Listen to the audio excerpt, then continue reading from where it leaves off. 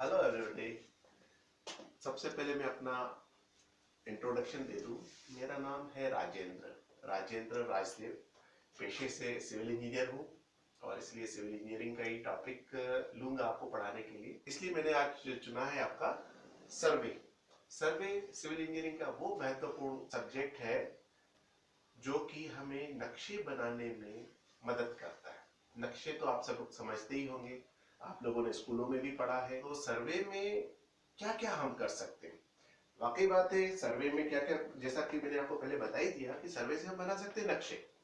अब नक्शे बनाने के लिए हमको कौन कौन सी चीजों की जरूरत पड़ती है, सर्वे होता क्या है। अब सर्वे, कुछ लोग बोलते हैं सर्वे एक कला है, कुछ लोग बोलते हैं सर्वे एक विज्ञान है। मैं कहता हूँ ये कला भी है, ये विज्ञान भी है। अब कला कैसे है कि आप जैसे देख ही रहे हो कि नक्शों को बनाना एक कला से कम तो नहीं है। विज्ञान इसलिए है क्योंकि इसमें पूरा का पूरा हमारा ज्योमेट्री और ट्रिग्नोमेट्री के जितने भी आपस में समीकरण होते हैं उनका उपयोग करके और फिजिक्स के नियमों का उपयोग करके सारा सर्वे किया जाता है।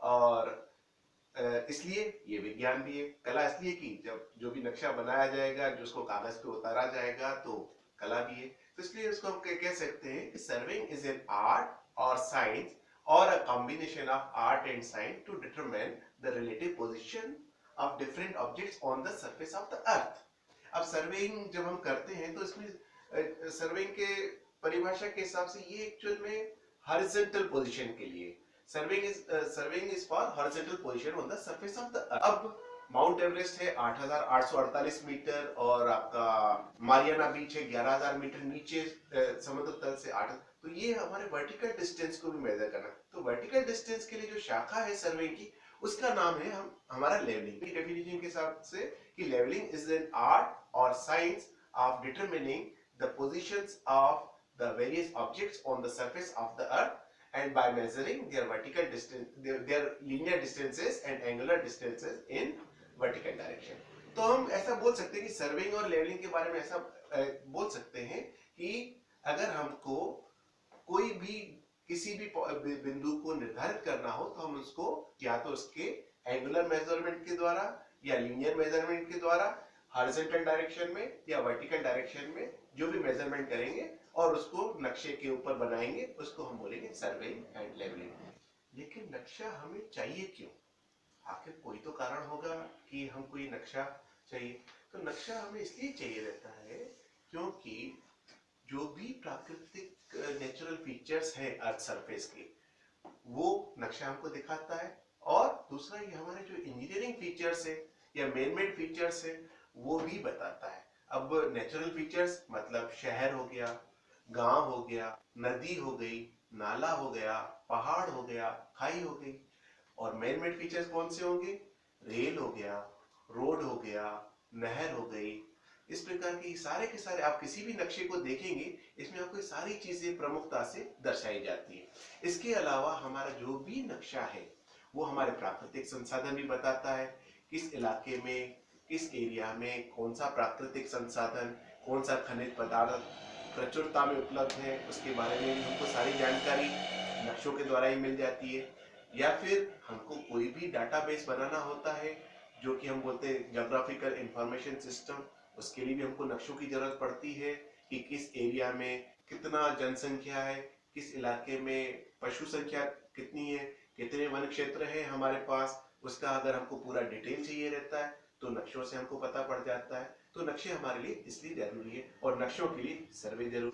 चलिए, हमने ये तो समझ लिया कि सर्वे क्या होता है, उसका उपयोग क्या होता है। बेसिकली अगर देखा जाए तो सर्वे के दो प्रकार रहते हैं, एक प्लेन सर्वे और एक जियोडेटिक सर्वे।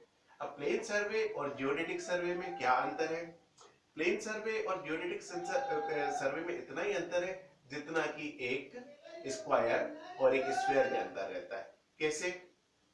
आप सबको पता ही है कि अर्थ जो है, हमारा जो पृथ्वी है, पृथ्वी एक स्फीयर के आकार का है। और हमारा जो सर्वे होता है वो प्लेन सर्वे जो होता है वो पृथ्वी के उस कर्वेचर को, कर्व सरफेस को ध्यान नहीं रखता है।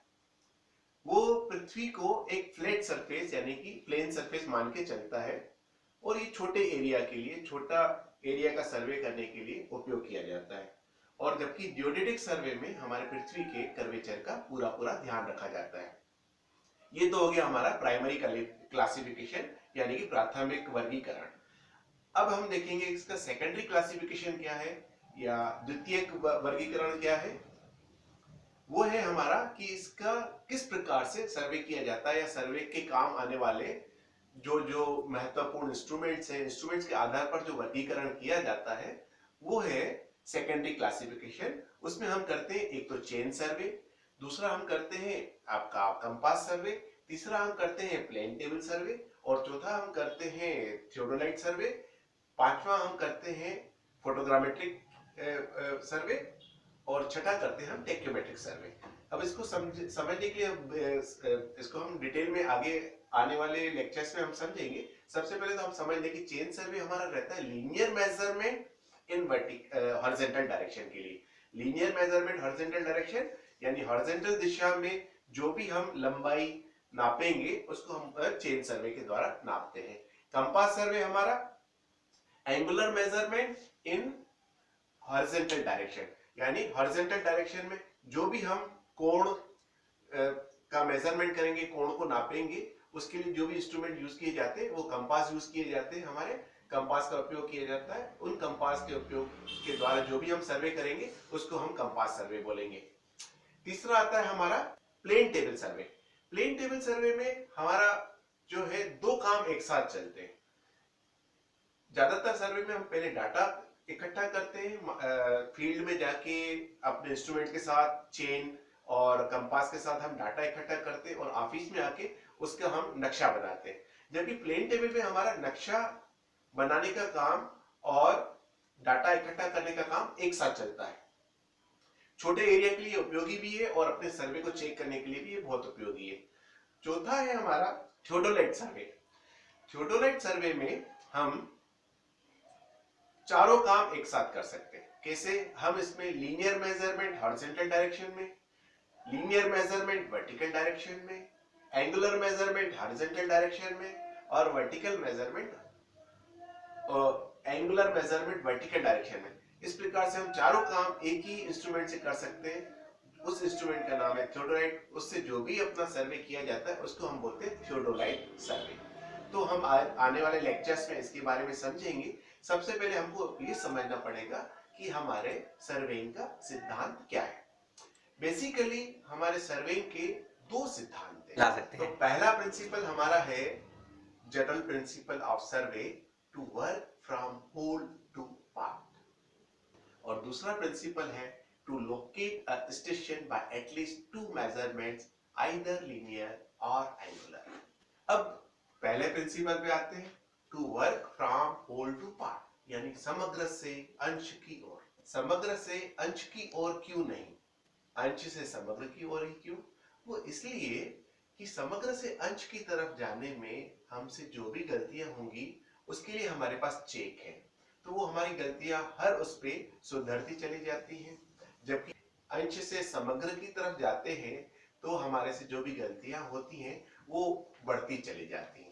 इसलिए हमारा पहला प्रिंसिपल में हम पूरे एरिया को बहुत सारे छोटे छोटे एरिया में बांट देते हैं। जैसे अगर हम अपने भारत का उदाहरण लें तो भारत को हमने पहले तो 3 लाइनों में बांटा। एक कराची हमारा स्टेशन बनाया, दूसरा हमने कन्याकुमारी का स्टेशन बनाया, तीसरा हमने कोलकाता का स्टेशन बनाया, चौथा स्टेशन हमने मसूरी का बनाया।